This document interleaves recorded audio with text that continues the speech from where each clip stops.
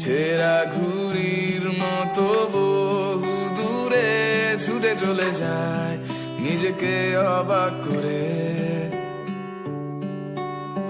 হতাশ চোখে আকাশের পানে চেয়ে ফিরে যেতে চায় ঠিক 3 বছর আগে।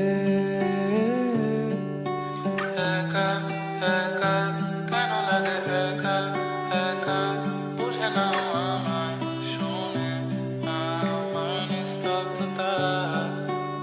একা একা কেন লাগে, একা একা বুঝে না আমায়, শোনে আমার নিস্তব্ধতা।